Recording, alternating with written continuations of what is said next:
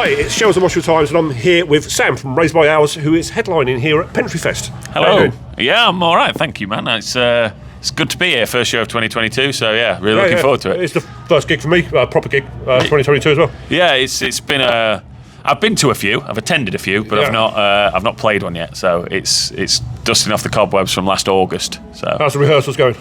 They've been going good. Yeah. They at the start of the year they felt rusty, which is ridiculous because our songs are so horrible and extreme that if you listen to them, you'd think there's no discernible talent there.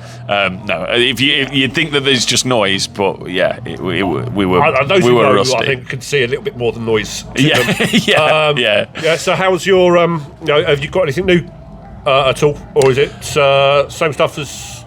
So tonight's set will be off the first two albums, which is Great British Grind Off and Dreadful. We are writing a third album, but we haven't got anything ready to kind of bring live yet. How long before the album's up? Don't know. We're in really early stages at the moment, so we've probably got about maybe one song written and about 30 to 40 riff ideas. So really kind of early development stages. So riff before lyrics.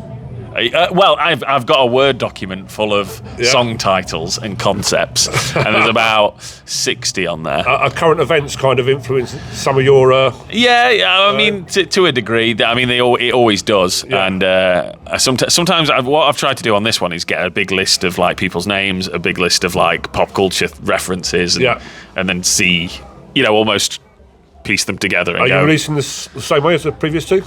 Yeah, we will be. So it'll be all on the normal streaming platforms, but we've not actually talked about whether we'll give them for free again.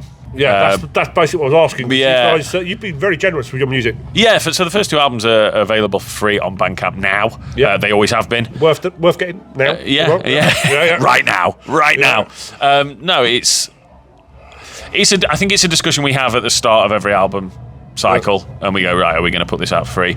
Personally, my view is I'd like to put it out for free again. Okay. Because I think if we put it on if we put it on disc, people want physical copies. They'll buy that. They'll buy merch. They'll come to shows. I'd rather have it out there for people to listen to and engage with, and then get people in. That engagement with your fans, is that like a big thing with you? I mean, are you the main man on social media, or is it a team effort? Or it's normally me or Lee.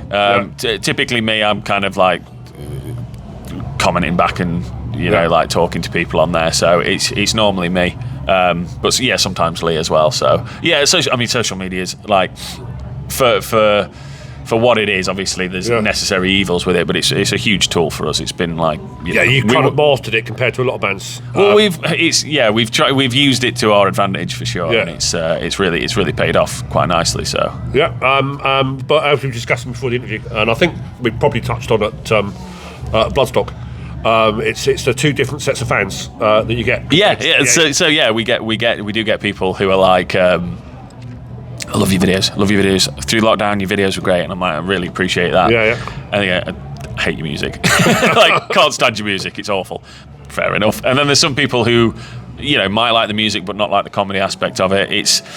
It's quite weird because we've taken two very subjective things and just melded them together. Like extreme metal is quite subjective. It's an acquired taste for sure, and then comedy is obviously subjective as well, or satire.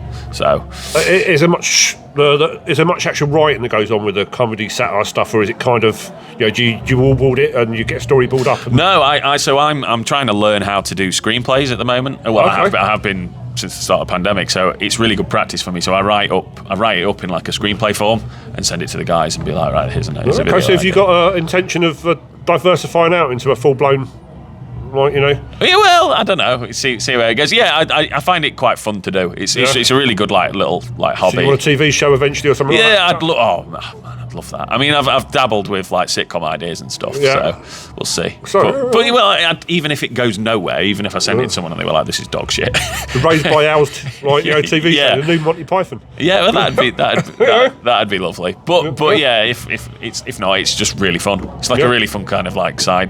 I guess it's a release as well, because writing music, and getting all your music, so it's probably quite intense.